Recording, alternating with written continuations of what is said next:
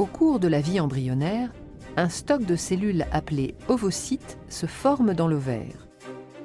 À partir de la puberté et jusqu'à la ménopause, un ovocyte est expulsé chaque mois par l'un des deux ovaires. Il est recueilli par le pavillon de la trompe et devient un ovule. L'ovulation est donc un phénomène cyclique, mais ne représente qu'une des nombreuses étapes du fonctionnement de l'ovaire. Au début d'un cycle, certains ovocytes se préparent à être expulsés. Ils sont contenus dans des follicules. La taille des follicules augmente pendant les 14 premiers jours du cycle. L'un d'eux devient plus imposant que les autres. C'est lui qui va libérer son ovocyte le 14e jour. Après l'ovulation, ce qui reste du follicule dans l'ovaire se transforme en corps jaune. Il se maintient pendant les 14 jours suivants, puis dégénère et le cycle recommence. Pendant ce cycle ovarien, un autre organe change d'aspect, c'est l'utérus. Pendant les 5 premiers jours du cycle, sa muqueuse est évacuée. Ce sont les règles ou menstruations. Cette muqueuse se reconstitue durant les 9 jours suivants, période au cours de laquelle sa taille augmente. Après l'ovulation et pendant les 14 derniers jours du cycle, la muqueuse change d'aspect.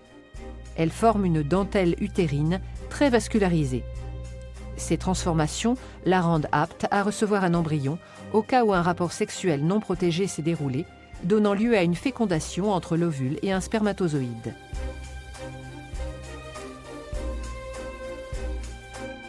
Les propriétés du col de l'utérus sont aussi synchronisées avec le cycle ovarien. Durant les 11 premiers jours du cycle, le mucus présent au niveau du col forme un maillage resserré qui laisse peu de chance aux spermatozoïdes de pénétrer dans la cavité utérine en cas de rapport sexuel. Quelques-uns y arrivent cependant toujours.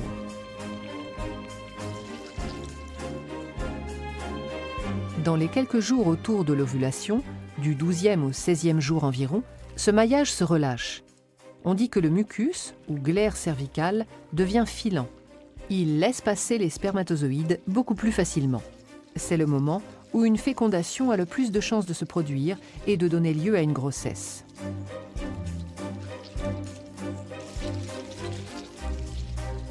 En fin de cycle, le maillage se resserre et la cavité utérine est à nouveau moins accessible.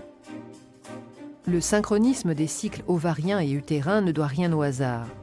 L'ovaire, au cours du cycle, sécrète en plus ou moins grande quantité 2 hormones dans le sang qui vont agir sur l'utérus, les œstrogènes et la progestérone.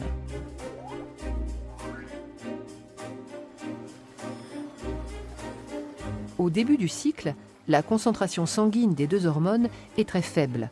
C'est ce qui cause les règles. Les œstrogènes sont surtout sécrétés pendant les 9 jours suivants. L'utérus réagit alors en régénérant sa muqueuse. Avant le 11e jour, la concentration limitée en œstrogènes agit sur le col de l'utérus en induisant un maillage resserré. Après le 11e jour, la concentration en œstrogènes atteint un seuil qui entraîne le relâchement du maillage de la glaire. Elle devient filante. Après l'ovulation, 14e jour, c'est surtout la progestérone qui est sécrétée. Cette hormone induit les transformations de la muqueuse et le retour à un maillage serré de la glaire cervicale.